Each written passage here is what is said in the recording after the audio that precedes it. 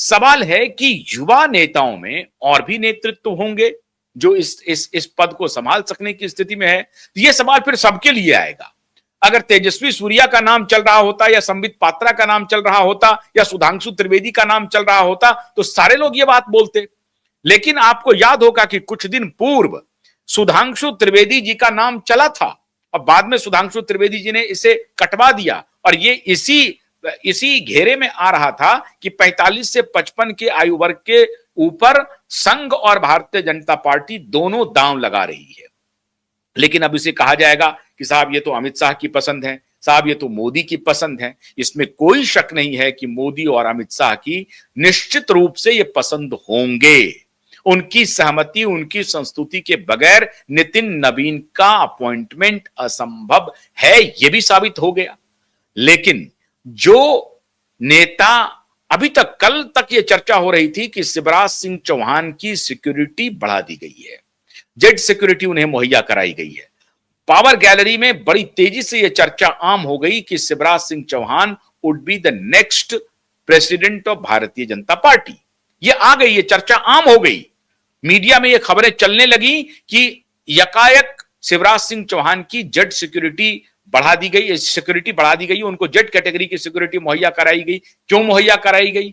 इसलिए मुहैया कराई गई है कि उनको कोई बहुत बड़ी जिम्मेदारी मिलने वाली है। अब यहां तो नितिन नवीन की ना तो कोई सिक्योरिटी बढ़ाई गई ना कुछ किया गया, तो क्या यहां भी चल रहा था रॉ का ये लिया जा रहा था क्या? रिसर्च एंड एनालिसिस विंग का इनपुट लिया जा रहा था, एनएसए का इनपुट लिया जा रहा था कि साहब इधर सबका दिमाग घुमा दो शिवराज सिंह के चौहान की तरफ और उधर पुतिन की शैली में पुतिन के 2-3 फिगर चलते हैं, तो अध्यक्ष का नाम इधर चला दो, उधर नितिन नवीन को बुला लो। वहां किसी आतंकवादी की कोई नजर नहीं जाएगी, उनको कोई सिक्योरिटी की जरूरत नहीं है, तो नितिन नवीन को बुला लो। अगर सिक्योरिटी बढ़ाने की बात हो रही थी तो शिवराज सिंह चौहान की सिक्योरिटी बढ़ा दी गई, चर्चा आम हो गई और यह चर्चा लीक करवाई जाती है साहब। ऐसे नहीं होता है कि जेड सिक्योरिटी मिल गया। जेड सिक्योरिटी मिला तो इसका मतलब है कि कानाफूसी करने के आधार दिए गए कि साहब शिवराज सिंह चौहान संभवतः अब राष्ट्रीय अध्यक्ष बनने जा रहे हैं। उनको भी मन में ऐसा लग रहा होगा कि भाई जेड सिक्योरिटी मुझे मिल गई है, हमसे कोई पूछताछ तो नहीं हो रही होगी, लेकिन उनके में भी मन में भी चलने लगा होगा कि हम राष्ट्रीय अध्यक्ष बनने जा रहे हैं।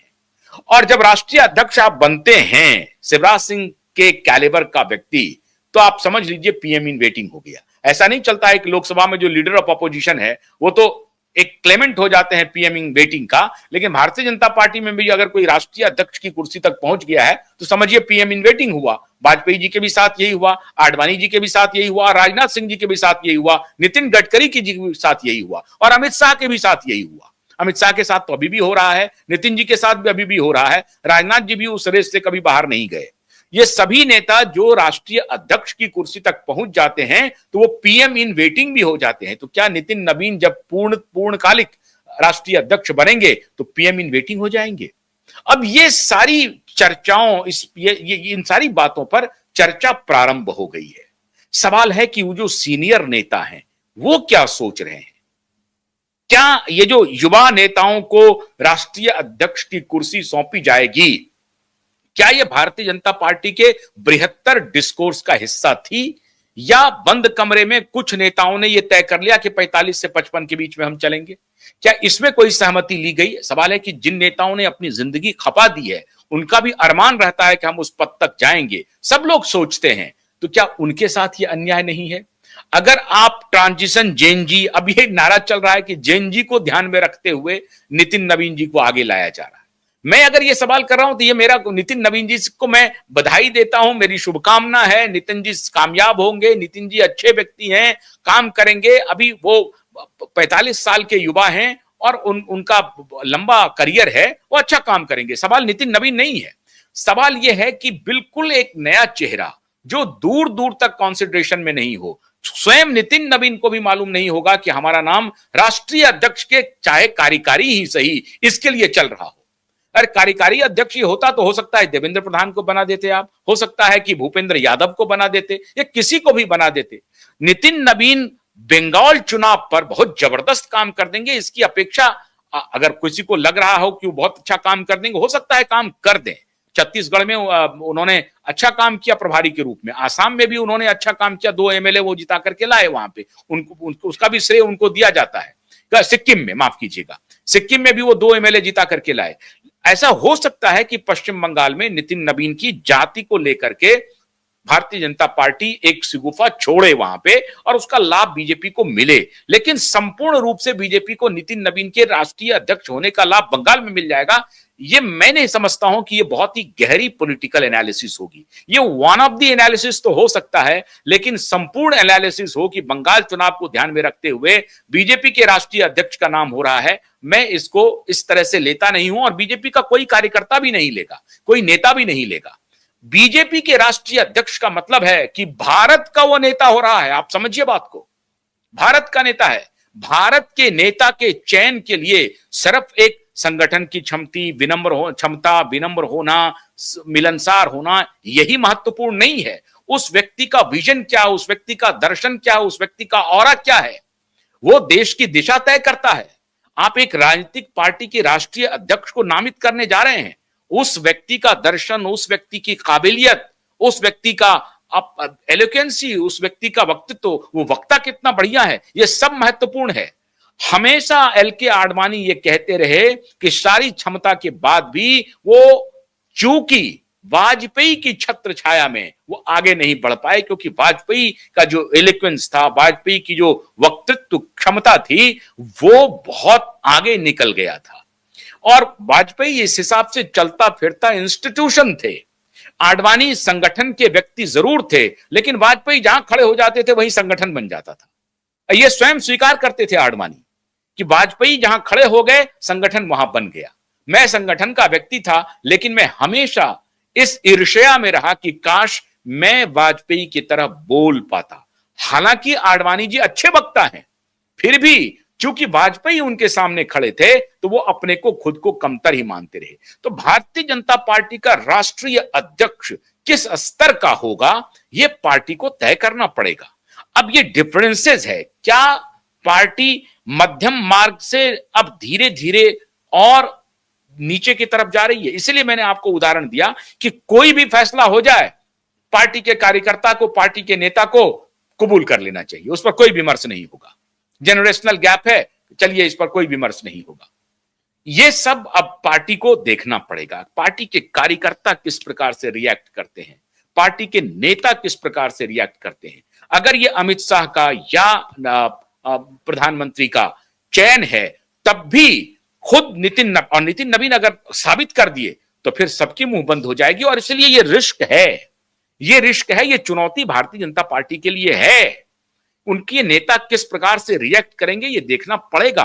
और अगर नितिन नवीन ने इन सबको झूठा साबित कर दिया तो एक बार फिर मोदी और शाह ये साबित कर देंगे कि देखिए साहब, हम दांव लगाते हैं, हमने मौका दिया और हमारे नेता ने, जो सामान्य कार्यकर्ता थे कल तक, उसने परफॉर्म करके अपनी योग्यता के बल पर अपने पद की गरिमा को स्थापित किया और अपने पद की गरिमा को और महत्वपूर्ण बना दिया है। वो महत्वहीन नहीं हुआ और महत्वपूर्ण बन गया है। तो ये दोनों के लिए चुनौती है, खुद नितिन नवीन के लिए भी और मोदी और शाह के लिए भी। ये तय जरूर है कि नितिन नवीन के ऊपर अभी मोदी और शाह का वरद हस्त है, उनका हाथ है। तो नितिन नवीन खुल करके हो सकता है खेलें, लेकिन इसी में नितिन नवीन को अभी यह देखना पड़ेगा कि कहीं कोई बड़ी गुटबाजी ना इमर्ज हो जाए, क्योंकि यह दौर ऐसा है जो बहुत फूक फूक करके कदम रखने का है। अब आप सोचिए, कल्पना कीजिए कि 7 बार के सांसद हैं पंकज चौधरी, 7 बार के, 5 बार के एमएलए नितिन नवीन भी हैं, लेकिन 7 बार के सांसद हैं पंकज चौधरी।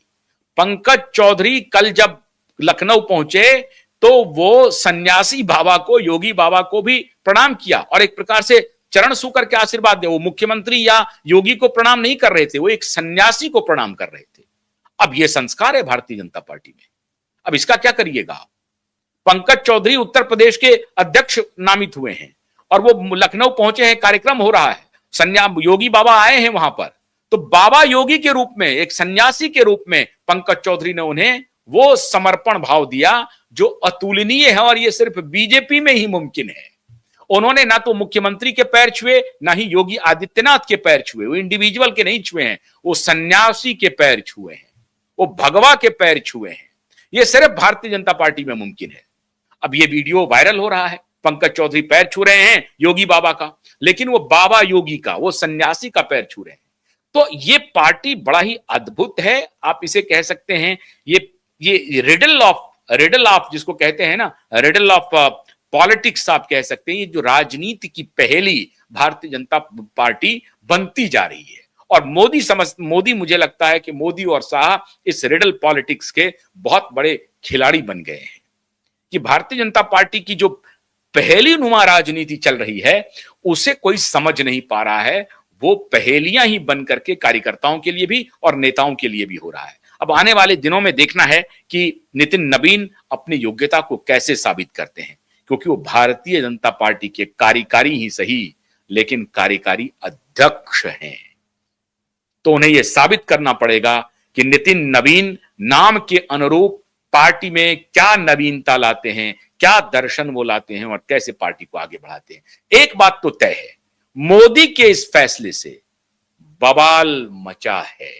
भले ही वो आपको दिखे नहीं, लेकिन मन ही मन हर तरफ चर्चा यही चल रही है कि ये मोदी ने क्या किया, ये अमित शाह ने क्या किया, ये क्या किया। इतने बड़े बड़े नेता थे खड़े, कोई नहीं आए लाइन में, और एकदम से नवीन युवा व्यक्ति को उन्होंने पार्टी का कार्यकारी अध्यक्ष बना दिया। और ये कहा जा रहा है कि खाली कार्यकारी अध्यक्ष नहीं है, अगर उन्होंने परफॉर्म कर दिया तो हो सकता है पूर्णकालिक अध्यक्ष भी बना दिए जाएं, और तब तक ये सारे बिंदु सेटल हो जाएंगे। जितनी चर्चा होनी है, अच्छा हुआ, नहीं हुआ, खराब हो गया, अच्छा निर्णय हो गया, ये जितनी चर्चा चलनी होगी अगले 8, 10, 15 दिन में सेटल डाउन हो जाएगा और उसके बाद फिर मामला आगे निकल जाएगा। अब इस तरह की नई राजनीति का जो श्री गणेश मोदी और शाह कर रहे हैं वो बार बार चौंका रहे हैं। खैर, भारतीय जनता पार्टी में ही ये मुमकिन है और मोदी और शाह ही ये काम कर सकते हैं। अब आने वाले दिनों में देखिए होता है क्या, लेकिन इतना तय है कि इस फैसले से देश भर में बवाल तो मचा हुआ है। आप इस बवाल का आनंद लीजिए। बहुत बहुत शुक्रिया। नमस्कार।